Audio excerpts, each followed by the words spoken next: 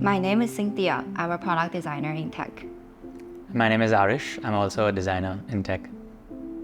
Just Okay, no, I heritage can or say heritage? that. Okay, I I'll can say say that, okay. and then you. We've been living here for 6 months. This is in one of the oldest residential estates in Singapore. So it's about 850 square feet, and it's a walk-up apartment. Because it's a rented place, we cannot change some of the built-in stuff.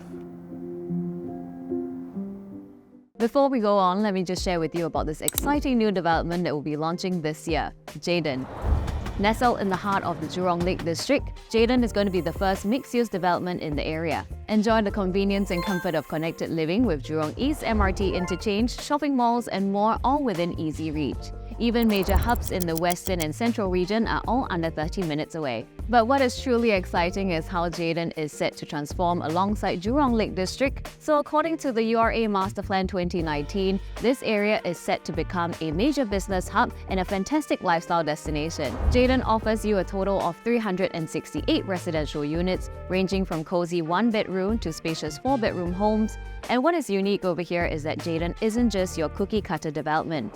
These units are flexible, allowing you to customize your space with bespoke provisions to match your needs and lifestyle perfectly. So if you'd like to learn more about Jayden, you can find out more in the description box below. Alright, now let's get back to our tour. For me, I think compared to all the other modern areas in the city, this area is more unstandardized. So you see more interesting stuff out on the streets.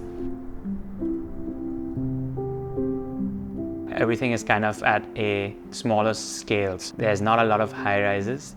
That makes it feel like a more peaceful area of the city where things are moving a bit slower.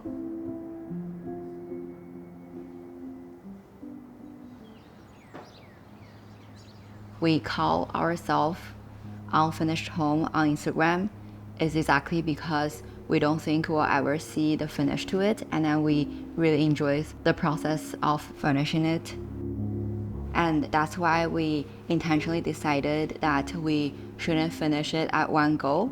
We wanted to collect stuff along the way when we travel. We get posters, we get like small decorations to bring in. We like to create things that we can put into the house that we have created ourselves. We really took our time, went piece by piece, and it took 3 months until we saw a semblance of maybe a more common like lived-in home for us. For us, natural light was a big criteria. And so what we really loved about this place is that it had a beautiful big slice of nature coming through the kitchen. It had a lot of light that you can get in almost every room. And it moves over to the living room and the dining space in the mid-morning. And then by the evening, it actually goes over to the study area. So you get direct light and shadow through the day in every space. So at the entryway, it kind of reminded me more of a place that could be having more cafe vibes. So we wanted to put our dining table and casual work table over there. And I think we got a bench because it kind of helps you sit up nicely against the wall and enjoy a cup of coffee in the morning. We have a couple of rocks that we picked up on our hike in Yunnan in China. It's actually my favorite spot in the home to sit out here and work, and also just be able to get up and do my morning ritual of making coffee, sit up against the bench, enjoy sort of the home a bit. Before we moved in, we also both know that we really want a studio space. I've been painting for almost 20 years, on and off. So I have a corner that's set up for painting. Recently, we traveled to Yunnan, so I'm currently painting a snow mountain that we saw.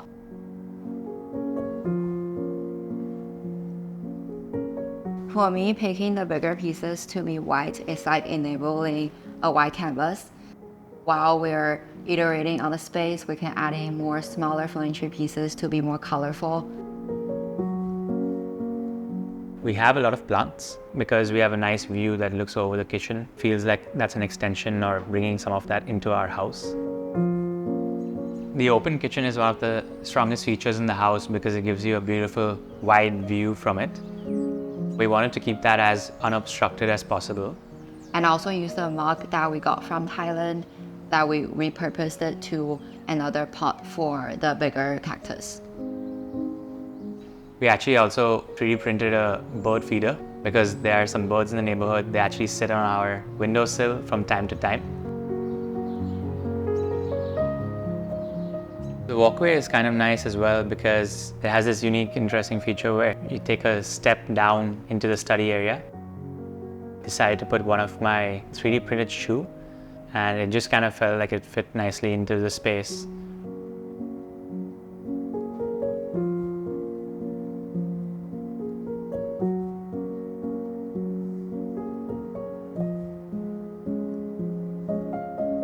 So while we do have some work desks that maybe are necessary for work, we also have some of our creative pursuits here as well. So for me, I have my 3D printer. Cynthia has her piano.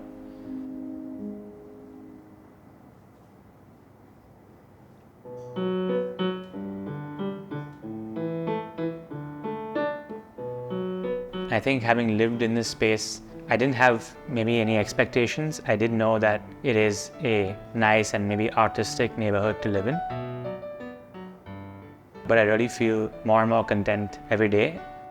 And you really do get the feeling of being in a sanctuary in the middle of the city.